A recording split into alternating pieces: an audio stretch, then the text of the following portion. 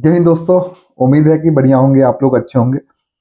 और नीतू मैम की जो किताब है उसकी शुरुआत हम लोग आज कर रहे हैं पहले लेसन से। और मैं कोशिश करूंगा कि इस किताब को अच्छे से समझा सकूं। मैं समझाने का प्रयास करूंगा। किताब तो बहुत बेहतरीन है, इसमें कोई संदेह नहीं है। अगर किसी भी कम्पिटिटिव परीक्षा की तैयारी कर रहे हैं और उसमें अंग्रेजी अगर है तो इस किताब को मुझे लगता है, ऐसा लगता है कि पढ़ना चाहिए। हम सब ने पढ़ा है और देखा है। तो मैं इसमें, जैसे मैं जब तैयारी कर रहा था तो मुझे ऐसा लगा कि अगर कोई मुझे पढ़ा दे इस किताब को, थोड़ा समझा दे, बता दे, मतलब इस किताब में मुझे लगा कि और थोड़ा सा इसको अलग से कोई समझा दे तो चीजें और आसान हो जाएंगी। तो जो मैंने फेस किया, जो मैंने उस तैयारी के दौरान जो मैंने सहा, मैं वही चीज मैं सोच रहा हूँ कि वो चीज मतलब जो स्टूडेंट इसको पढ़ रहे हैं तैयारी के दौरान और फेस अगर कर रहे हैं तो आपके क्या बोलते हैं कि तैयारी में सहायक होगी। ठीक है, तो चलिए। वर्ब, यहाँ बेसिक, इसका मतलब कि एक और वर्ब का चैप्टर हमें पढ़ना पड़ेगा। यहाँ बेसिक जो क्रिया है, बेसिक क्रिया के बारे में यहाँ पे नीतू मैम ने पहले लेसन में रखा है इसको, और सारी चीजें बताए हैं। और ये वही चीजें बताई हैं जो परीक्षा में आपसे पूछे जाते हैं। और यहाँ तो सिलेक्शन की बात होती है भाई। ये मैटर नहीं करता है कि आप कितने नंबर लाते हैं, मैटर करता है कि आप सेलेक्ट हुए कि नहीं सेलेक्ट हुए। अल्टीमेटली ये आपसे कहा जाता है, पूछा जाता है। ठीक है, तो थोड़ा सा मैं इसको स्क्रीन को बड़ा कर लेता हूँ ताकि थोड़ा सा और कंफर्टेबल हो जाए। और ठीक है, आई होप आपको अब समझ में आ रहा होगा। ठीक, देखिए वर्ब क्या होता है इसको हम समझेंगे। देखिए यहाँ पे परिभाषा आपसे पूछा नहीं जाता है, ये सबको पता है। परिभाषा तो कोई पूछेगा नहीं, लेकिन कंसेप्ट तैयार करने के लिए ना सारी चीजें आपको आनी चाहिए। ठीक है, कंसेप्ट तैयार करने के लिए सारी चीजें आनी चाहिए, तो मैं कोशिश करूंगा आपका कंसेप्ट बनाने के लिए। ठीक है, वर्ब कार्य का होना दर्शाता है, अतः वर्ब को डूइंग वर्ड भी कहते हैं। जो क्रिया होता है ना वो कार्य का होना दर्शाता है। जैसे एक क्रिया है चलना, रन, बैठना, सिट, तो इससे ये पता चल रहा है कि कोई ना कोई कार्य हो रहा है। सोना, पढ़ना, ठीक है, तो कोई ना कोई कार्य हो रहा है। तो एक ऐसा जब शब्द होगा ना तो इसको हम लोग वर्ब बोलेंगे, क्रिया बोलेंगे, या इसको डूइंग वर्ड भी कह सकते हैं। ठीक है, थोड़ा सा अलग से मैंने लिखा है कि ऐसे शब्द जिनमें जिनसे किसी कार्य का होना या करना पाया जाए। एक ऐसा शब्द जिससे किसी कार्य का होना, चलना, उठना, बैठना, दौड़ना, ठीक है, या करना पाया जाए। ठीक है, या ऐसा शब्द जिससे संबंध लगे कि किसी से संबंध बता रहा है। थोड़ा सा मैंने बढ़ा दिया, अधिकार का भाव व्यक्त हो, स्थिति या अवस्था बताई जाए, उसको हम लोग वर्ब कहते हैं, क्रिया बोलते हैं। नेस्फेल्ट की किताब अगर पढ़ेंगे आप, जेएस नेस्फेल्ट की, तो उसमें लिखा है उन्होंने परिभाषा, a verb is a word used for saying something about some persons और थिंग्स। क्रिया एक ऐसा शब्द है जिसका प्रयोग हम किसी व्यक्ति या किसी वस्तु के बारे में कुछ कहने के लिए करते हैं। ठीक है, तो कुल मिला जुला के इससे हमको क्या समझना है कि वर्ब एक ऐसा शब्द है जिससे किसी कार्य का होना या करना पता चलता है। ठीक है, जैसा कि आपने अभी मैंने आपको बताया, वर्ब का जो ऑरा है ना, ऑरा बोलते हैं, जो बहुत बड़ा है, इसका जो आप जब डीप में जाएंगे तो बहुत बड़ा होगा। फिलहाल इतना समझिए जिससे किसी कार्य का होना करना पता चले। ठीक है, वर्ब को दो भागों में बांटा जा सकता है, क्रिया को दो भागों में बांट सकते हैं। वो दो भाग कौन कौन होंगे यहाँ पे आप लोग बिल्कुल इत्मीनान से देखिए। ठीक है, यहाँ पे देखिए क्रिया को कितने भागों में बांटा है, दो भागों में बांटा है। एक आपका हेल्पिंग वर्ब है और दूसरा क्या है, मेन वर्ब है। हेल्पिंग वर्ब, हेल्पिंग वर्ब किसे कहते हैं, सहायक क्रिया किसे कहते हैं, एक ऐसी क्रिया जो मुख्य क्रिया की सहायता करती है। किसी वाक्य में क्या करती है, एक ऐसी क्रिया जो मुख्य क्रिया की सहायता करती है। यहाँ पे मैं उदाहरण के माध्यम से मैं समझा रहा हूँ। ठीक है, इसकी परिभाषा तो आप जानेंगे, इसको आगे हम लोग समझेंगे। एक ऐसी क्रिया जो मुख्य क्रिया की सहायता करती है। मुख्य क्रिया क्या है, मेन वर्ब क्या है। मेन वर्ब के अंतर्गत हम उन वर्ब्स को पढ़ते हैं जो वाक्य के मुख्य क्रिया के स्थान पे आते हैं। ये जो इन्होंने परिभाषा जो बताया है, एक ऐसा परिभाषा बताया है कि जो बिल्कुल बड़ा लंबा चौड़ा परिभाषा है। थोड़ा शॉर्ट में हम लोग समझेंगे। देखिए, हेल्पिंग वर्ब जो मेन वर्ब की सहायता करती है, और मेन वर्ब क्या है, जो किसी वाक्य में अकेले आए। जैसे मैं यहाँ पे एग्जाम्पल के माध्यम से आपको बता रहा हूं। एक एग्जाम्पल है ही इज हैप्पी, यहाँ पे इज क्या है, मेन वर्ब है। ही इज हैप्पी, वह खुश है, यहाँ पे इज क्या है, मेन वर्ब है। ही इज स्लीपिंग, वह सो रहा है, यहाँ पे इज क्या हो गया, हेल्पिंग वर्ब हो गया, और स्लीपिंग क्या हो गया, मेन वर्ब हो गया। तो कंसेप्ट क्या बिल्ड करना है कि अगर किसी वाक्य में एक ही क्रिया रहती है, अकेले अगर रहे तो वही मालिक है, वही मेन वर्ब है, मुख्य क्रिया है। अगर किसी वाक्य में एक ही क्रिया रहे, इकलौती क्रिया रहे, तो भाई अकेले घर पे है तो उस समय मालिक तो आप ही ना है घर का। समझ गए बात को। आज आप घर में कई लोग रहेंगे, उसके बाद से ना देखा जाएगा कि कौन मालिक है। तो कोई भी क्रिया अगर अकेले है तो मेन वर्ब है, मुख्य क्रिया है। और अगर एक से अधिक वर्ब है तब आपको मुख्य क्रिया, हेल्पिंग वर्ब और मेन वर्ब डिसाइड करना है।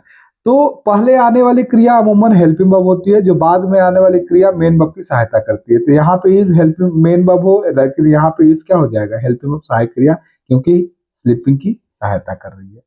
ठीक है, तो ये कंसेप्ट आपको बिल्ड करना है कि सहायक क्रिया क्या है, जो किसी मुख्य क्रिया की सहायता करे, और मुख्य क्रिया क्या है, जो सेंटेंस में अकेले रहे, वाक्य में अकेले रहे। ठीक है, अब देखिए यहाँ पे हेल्पिंग वर्ब को दो भागों में बांटा जा रहा है। एक हो रहा है मॉडल्स और दूसरा हो रहा है प्राइमरी ऑक्सिलरी वर्ब्स।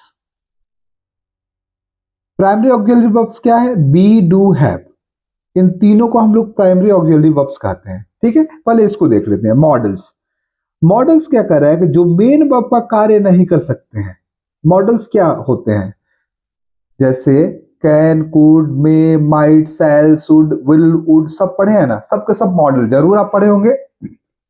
वो सबके सब मॉडल होते हैं जो मेन वर्ब का कार्य नहीं करते हैं। भाई मेन वर्ब का कार्य नहीं करेंगे तो ऑब्वियस सी बात है हेल्पिंग वर्ब का ही कार्य करेंगे। इसका मतलब कि इनके बाद किसी ना किसी वर्ब का, जैसे आई कैन गो, ही में, यू में कम इन। ठीक है, तो जितना जैसे can, could, may, might, shall, should, will, would आता है ना, उनके बाद जरूर किसी न किसी क्रिया का प्रयोग किया जाएगा। इसका मतलब कि ये बिना मुख्य क्रिया के नहीं आएंगे, अर्थात इनको हम लोग सहायक क्रिया भी बोल सकते हैं, हेल्पिंग वर्ब भी बोल सकते हैं। तो मॉडल्स क्या है, जो मेन वर्ब का कार्य नहीं कर सकते हैं, जैसे can, could, may, might, shall, should. आगे आप लोग पढ़ेंगे उसको डीप में। ठीक है, प्राइमरी ऑक्सिलरी वर्ब्स क्या है, बी, डू, हैव, तीनों जो होता है ना उसको प्राइमरी ऑक्सिलरी वर्ब्स कहते हैं। बी के रूप कौन कौन होते हैं, ऐसे तो बी देखेंगे क्रिया के रूप में, तो बी का मतलब होना या करना का सेंस आता है, तो बी वाज बीन होता है। V1, V2, V3 तीन रूप होते हैं ना क्रिया के, तो बी वाज बीन आता है, बी वाज बीन होता है। लेकिन बी का रूप क्या होता है, इज एम आर होता है, इज एम आर भी बी का ही रूप होता है। समझ में आ रहा है। डू का रूप कौन कौन होता है, डू हो गया, डज हो गया, डिड हो गया। हैव का रूप कौन कौन होता है, हैव हो गया, हैज हो गया, हैड हो गया। तो मेन रूप, मुख्य रूप से तीन ही होते हैं, तीनों को और बढ़ाएंगे तो और आगे जाते हैं। ठीक है, इनको क्या बोला जा रहा है कि जो हेल्पिंग वर्ब एवं मेन वर्ब दोनों का कार्य कर सकते हैं। प्राइमरी ऑक्सिलरी वर्ब इसलिए कहा जा रहा है कि ये सब के सब दो काम करेंगे, सहायक क्रिया के रूप में भी काम करेंगे, मुख्य क्रिया के रूप में भी काम करेंगे। देखिए एक एग्जांपल मैंने बताया, बी का रूप इज होता है, ये मुख्य क्रिया के रूप में काम यहाँ कर रहा है, और यहाँ सहायक क्रिया के रूप में काम कर रहा है। ये समझने की आवश्यकता है। ठीक है, आगे चलिए। नोट में यहाँ कहा जा रहा है कि नीड, डेयर एवं यूज टू क्या है, मार्जिनल ऑक्सिलरी वर्ब्स। ये तीनों मार्जिनल ऑक्सिलरी वर्ब्स हैं। यहाँ प्राइमरी ऑक्सिलरी वर्ब्स दे रहा है किसको, बी, डू, हैव को। और यहाँ नीड का मतलब आवश्यकता होना, डेयर का मतलब साहस करना या हिम्मत होना, और यूज टू इसका आदत के लिए सेंस में आता है, एक जो आपको आदत है, हैबिट है। यूज टू, ये तीनों क्या है, मार्जिनल ऑक्सिलरी वर्ब्स। आगे कहा जा रहा है कि नीड एवं डेयर मॉडल एवं मेन वर्ब दोनों का कार्य कर सकते हैं। अब आगे पढ़िए, देखिए करें कि ये तीनों क्या है, मॉडर्न ऑक्सिलरी वर्ब्स हैं, लेकिन नीड और डेयर क्या है, मॉडल भी है और मेन वर्ब दोनों का कार्य कर सकते हैं। मतलब मॉडल के रूप में भी यूज कर सकते हैं इनको, और मुख्य क्रिया के रूप में भी यूज कर सकते हैं। और जब भी मॉडल के रूप में यूज करेंगे तो इनके बाद एक क्रिया आएगा, और मेन वर्ब के रूप में यूज करेंगे तो अकेले रहेंगे। ठीक है, आगे कह रहा है कि यूज टू, मॉडल एवं एडजेक्टिव दोनों का कार्य कर सकता है। यूज टू, मॉडल एवं ऑब्जेक्टिव दोनों का कार्य कर सकता है। देखिए चीजों को समझना है, याद नहीं करना है। किताब आप पढ़ेंगे तो धीरे धीरे सारी चीजें समझ में आएंगी। ठीक है, ऑक्सिलरी वर्ब्स। अब ऑक्सिलरी वर्ब्स क्या होते हैं उनको बताया जा रहा है। वे वर्ब्स जो अन्य वर्ब्स के साथ प्रयुक्त होते हैं ऑक्सिलरी वर्ब्स कहलाते हैं, इन्हें हेल्पिंग वर्ब्स भी कहा जाता है। अब देखिए दो तरह के ऑक्सिलरी वर्ब्स आपने देखा है, एक प्राइमरी ऑक्सिलरी वर्ब्स ऊपर पढ़े हैं और उसके बाद से एक मॉडल मार्जिनल ऑक्सिलरी वर्ब्स, दो तरह के वर्ब्स आप पढ़े हैं ना। अब यहाँ पे केवल ऑक्सिलरी वर्ब्स कह रहा है कि ऐसी क्रियाएं, वे वर्ब्स मतलब ऐसी क्रियाएं जो अन्य क्रियाओं के साथ प्रयुक्त होते हैं। भाई अगर कोई क्रिया जो अन्य क्रिया के साथ प्रयुक्त होगा तो उसको आप सहायक क्रिया ही तो कहेंगे, समझ में आ रहा है, सहायक क्रिया ही तो कहेंगे। तो वे क्रियाएं जो अन्य क्रियाओं के साथ प्रयुक्त होते हैं ऑक्सिलरी वर्ब्स कहते हैं, इन्हें हेल्पिंग वर्ब्स भी कहते हैं। मतलब ऑक्सिलरी वर्ब्स को हेल्पिंग वर्ब भी कहते हैं, मतलब इनके बाद कोई ना कोई एक क्रिया आएगी जिससे मुख्य क्रिया कहेंगे और इनको हम लोग ऑक्सिलरी वर्ब्स या हेल्पिंग वर्ब सहायक क्रिया कहेंगे। ठीक है, अब पहला नंबर आपसे कहा जा रहा है कि मॉडल ऑक्सिलरी वर्ब्स कौन कौन होते हैं उनके बारे में बताया जा रहा है। Modal auxiliary verbs can, could, may, might, shall, will, would, should, must, ought to modal auxiliary verbs है। काउंट कीजिए, 1 2 3 4 5 6 7 8 9 10। ठीक है, 10 हो रहा है ना। ये सब के सब कैसे हैं, मॉडल ऑक्सिलरी वर्ब्स हैं। इनका प्रयोग सिर्फ हेल्पिंग वर्ब के रूप में किया जा सकता है। तो भाई मॉडल ऑक्सिलरी वर्ब्स का प्रयोग अगर हेल्पिंग वर्ब के रूप में किया जा सकता है तो हेल्पिंग वर्ब के रूप में जब भी करेंगे तो उसके बाद एक ना एक मुख्य क्रिया आएगा। भाई किसी ना किसी एक व्यक्ति है, आप सहायक किसको रखेंगे? अगर किसी को बोल रहे हैं कि ये उसका सहायक है तो कोई ना कोई तो मुख्य आदमी होगा जिसकी आप सहायता करेंगे। तो सहायक क्रिया तभी हो सकती है जब मुख्य क्रिया हो। अगर मुख्य क्रिया क्या बोलते हैं नहीं होती है तो सहायक क्रिया नहीं होगी। सिंपल सी बात है कि किसी भी वाक्य में एक से अधिक क्रियाएं होती हैं तो उसमें एक सहायक होगा और मुख्य होगा। अगर एक ही क्रिया भी है तो वो केवल मुख्य क्रिया हो जाएगी। तो इन सब का मॉडल ऑक्सिलरी वर्ब का प्रयोग हम लोग किसके रूप में करते हैं, हेल्पिंग वर्ब के रूप में करते हैं। जैसे सी कैन रन फास्ट। अब देखिए कैन क्या है, मॉडल है, और यहाँ पे क्या बोलते हैं, रन आ गया, मेन वर्ब हो गया। इसका मतलब है हेल्पिंग वर्ब है, तभी तो मेन वर्ब आया है। सी कैन रन फास्ट, वह तेज दौड़ सकती है, सॉरी वह तेज दौड़ सकती है। यू शुड स्टडी इंग्लिश, आपको अंग्रेजी पढ़ना चाहिए। शुड क्या है, मॉडल वर्ब, इसके बाद एक वर्ब आया क्या, स्टडी, मेन वर्ब, इसका मतलब हेल्पिंग वर्ब मेन वर्ब, आपको अंग्रेजी पढ़ना चाहिए। तो इससे क्या मिला पहला नंबर से कि ये जितने भी मॉडल ऑक्सिलरी वर्ब्स है सबका प्रयोग सहायक क्रिया के रूप में होता है और इनके बाद से मुख्य क्रिया का प्रयोग होता है। इसके साथ ये भी जानिए कि इनके बाद हमेशा कैसी क्रिया का प्रयोग करते हैं, क्रिया के फर्स्ट फॉर्म का प्रयोग करते हैं। देखिए रन भी फर्स्ट फॉर्म है और स्टडी भी फर्स्ट फॉर्म है। आपके परीक्षा में ऐसे ही पूछेगा, इसके बाद थर्ड फॉर्म रख देगा या आईएनजी जोड़ देगा, तो ये याद रखने की जरूरत है जो आपके परीक्षा में पूछेगा, हमेशा first form. Model auxiliary verbs का बात कैसे प्रयोग होगा, किस फॉर्म का, फर्स्ट फॉर्म का प्रयोग होगा क्रिया के। दूसरा नंबर यहाँ क्या कहा जा रहा है कि मार्जिनल ऑक्सिलरी वर्ब्स। यहाँ तो अभी मॉडल ऑक्सिलरी वर्ब्स देखे हैं, यहाँ मार्जिनल ऑक्सिलरी वर्ब्स क्यों कहा जा रहा है, used to, need, dare, marginal auxiliary verbs हैं। ये तीनों के तीनों क्या है, मार्जिनल ऑक्सिलरी वर्ब्स हैं। ठीक है, आपको ऐसे याद नहीं रखना है, लिखना नहीं है परिभाषा, लेकिन समझते चलिए। ये ऐसे मॉडल्स हैं जिनका प्रयोग मेन वर्ब, ठीक है, जैसे नीड और डेयर का प्रयोग मेन वर्ब के रूप में भी कर सकते हैं और एडजेक्टिव, यूज टू का प्रयोग हम लोग एडजेक्टिव के रूप में भी कर सकते हैं। मार्जिनल क्यों कहा जा रहा है, क्योंकि इनका प्रयोग दो रूप में हो रहा है। जैसे इसको केवल मॉडल कहा जा रहा है, मॉडल ऑक्सिलरी वर्ब्स, इसका प्रयोग केवल सहायक क्रिया के रूप में, मॉडल के रूप में कर रहे हैं। लेकिन मार्जिनल ऑक्सिलरी वर्ब्स का प्रयोग कैसे हो रहा है, हम इन तीनों का मार्जिनल ऑक्सिलरी वर्ब्स हम लोग कर रहे हैं क्योंकि इन तीनों का प्रयोग मेन वर्ब के रूप में भी हो रहा है, मॉडल के रूप में भी हो रहा है और कुछ का प्रयोग एडजेक्टिव इसके रूप में भी, विशेषण के रूप में भी हो रहा है। ठीक है, आगे बढ़ते हैं।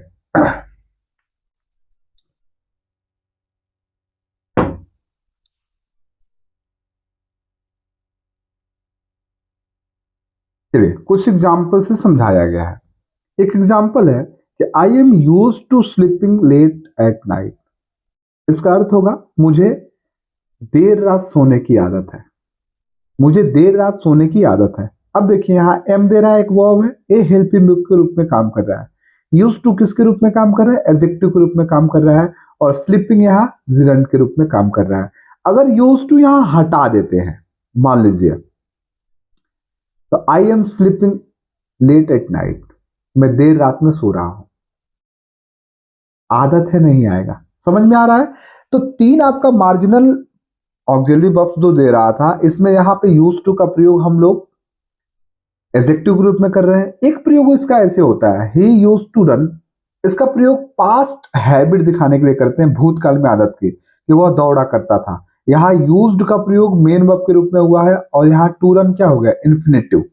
इन्फिनेटिव क्या होता है कि जब भी हम टू के बाद से क्या करते हैं, क्रिया का फर्स्ट फॉर्म रखते हैं, उसे हम लोग ग्रामर की भाषा में, अंग्रेजी ग्रामर में इन्फिनेटिव बोलते हैं। क्या बोलते हैं? इन्फिनेटिव।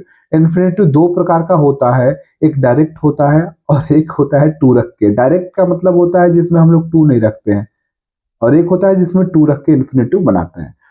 ठीक है, अब यहाँ पे सीखने की बात, अच्छा मैं एग्जाम्पल में पहले बता देता हूं। दूसरा है कि आई नीड यू, मुझे आपकी आवश्यकता है या जरूरत है। यहां देखिए एक ही क्रिया है तो मेन वर्ब हो गया।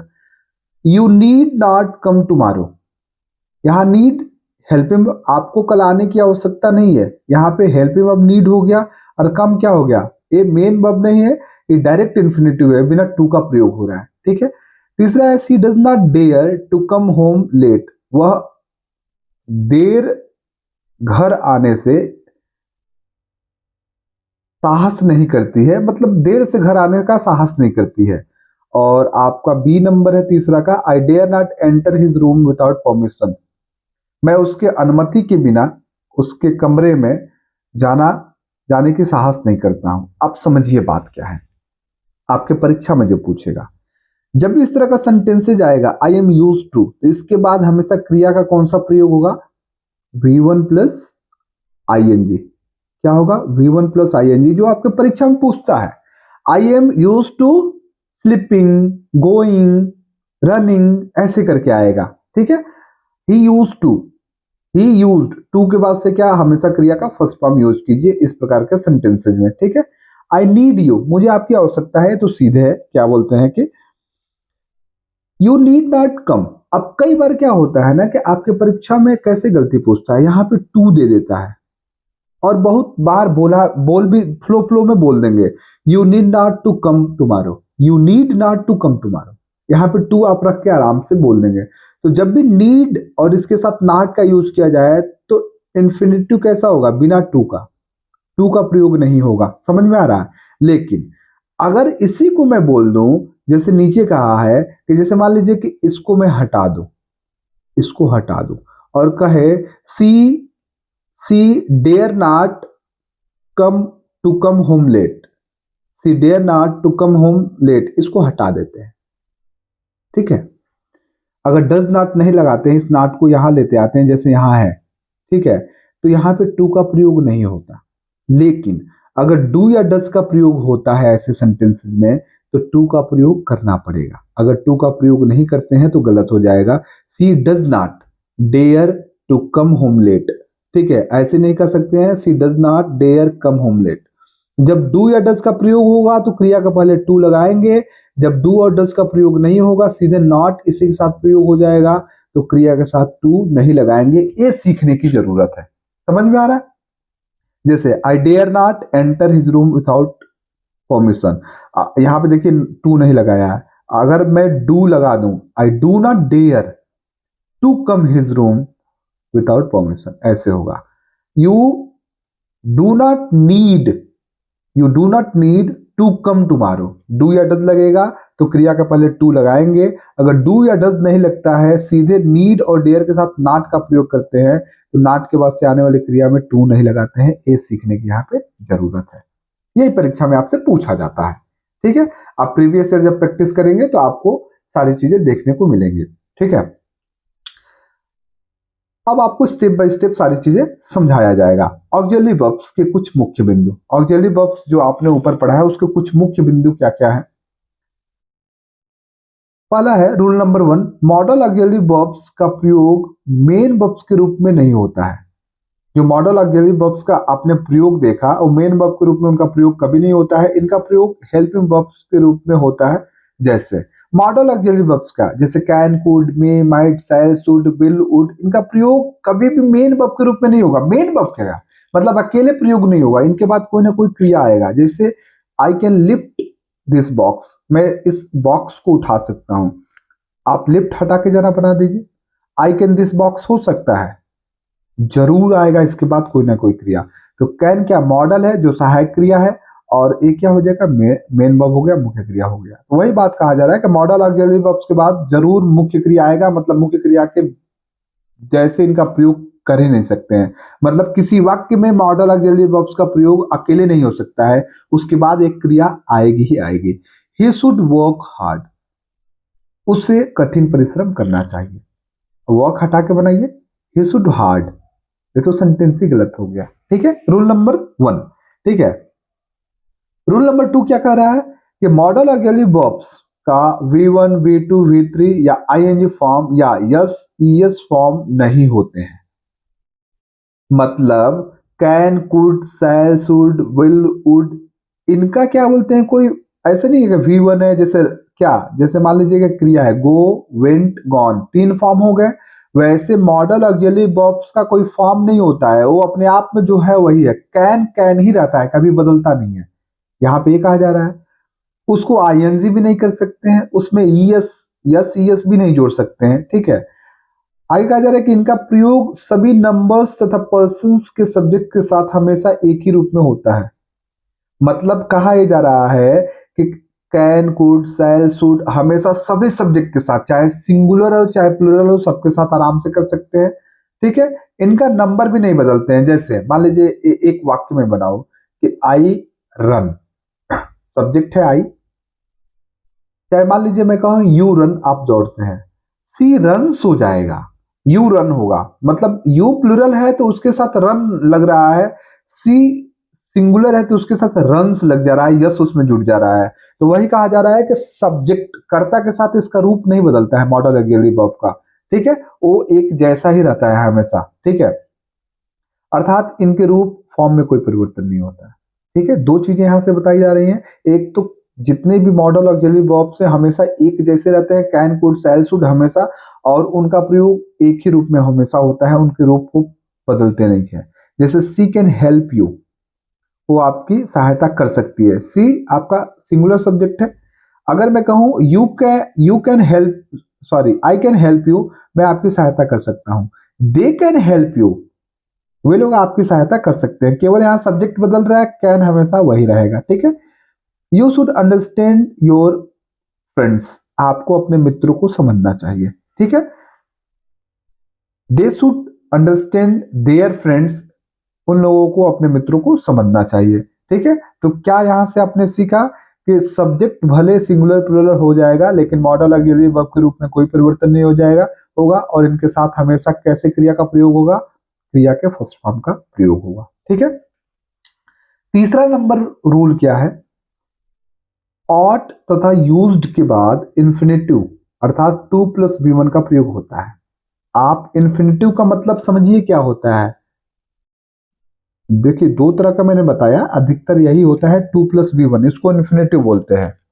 2+V1 इसको इन्फिनेटिव बोलते हैं। ज्यादातर केसेस में क्या होता है, 2 के बाद हमेशा क्रिया का फर्स्ट फॉर्म रखा जाता है। कुछ कंडीशनल चीजें हैं जिसमें उसको आदमी पढ़ लेता है, लेकिन ऐसे आप याद रखिए कि 2 के बाद हमेशा क्या आता है, V1 आता है। कई लोग कहेंगे अरे सर आईएनजी भी जोड़ते हैं, भाई कुछ ऐसे शब्द हैं जिनके साथ लगा सकते हैं, उनको आप याद कर सकते हैं, लेकिन जो 99.99% वर्ड्स हैं जिनके साथ हम 2 के बाद V1 लाते हैं हमेशा क्रिया का फर्स्ट फॉर्म, तो याद हो, ऐसे ही पता होना चाहिए। ठीक है, तो हमेशा ऑट 2 के साथ लिखा जाता है, यूज्ड 2 के साथ लिखा जाता है। ऑट टू यूज्ड टू, 2 के बिना नहीं लिख सकते हैं, और जब 2 लग गया तो इसके बाद क्रिया का कौन सा फॉर्म आएगा, फर्स्ट फॉर्म आएगा। जैसे we ought to respect our parents, हमें अपने माता पिता की सम्मान करना चाहिए। आप ऐसे नहीं लिख सकते हैं we ought respect our parents, गलत हो जाएगा, 2 आएगा। 2 आएगा तो क्रिया कौन सा फॉर्म आएगा, फर्स्ट फॉर्म आएगा। He used to come late, वह देर से आया करता था, इसका अर्थ ये होगा, मतलब एक भूतकाल की आदत को दिखाया जा रहा है। समझ में आ रहा, तो used he used come late नहीं कर सकते हैं। ठीक है, एक गलत हो जाएगा, यूज्ड टू कम लेट ऐसा हो जाएगा। ठीक है, तो आई होप आपको चीजें समझ में आ रही हैं और मैं कम्युनिकेट कर पा रहा हूं आपसे। ठीक है, ऐसे ही धीरे धीरे करके हम लोग सारी चीजें समझ लेंगे और आपको पढ़ने में भी चीजें आसान हो जाएंगी। आप अच्छे से पढ़िए। एक किताब गागर में सागर भरने वाली है। अगर आप एसएससी हो गया, बैंक हो गया, या किसी ऐसे परीक्षा की तैयारी कर रहे हैं जिसमें अंग्रेजी पूछी जाती है, और किताब लगभग सबके पास है, ये तो बहुत ही प्रसिद्ध किताब है। कोई भी रिकमेंड करता है, मैं भी रिकमेंड करूंगा ये किताब पढ़िए। बहुत देखिए, बिल्कुल टू द पॉइंट सारी चीजें दिया हुआ है, और वही दिया है जो आपके परीक्षा में पूछेगा, और अल्टीमेटली आपका एम क्या है कि सिलेक्शन हो। ठीक है। तो ऐसे ही मैं आपको समझाने की कोशिश करूंगा, और मैं प्रयास करूंगा कि अच्छे से चीजें इलोबरेट करके अच्छे से समझा के आपको बताऊं। ठीक है। ताकि अगर आप इस किताब को पढ़ रहे हैं तो आपको चीजें समझने में और आसानी हो। ठीक है ना।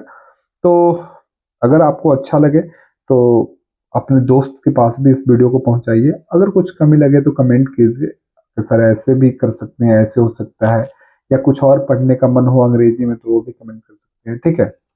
तो फिर और आगे की मटेरियल जो है इसमें जितनी सारी चीजें दी हुई हैं, तो उसको नेक्स्ट वीडियो में मिलते हैं उसके साथ। तब तक के लिए थैंक यू, बाय बाय।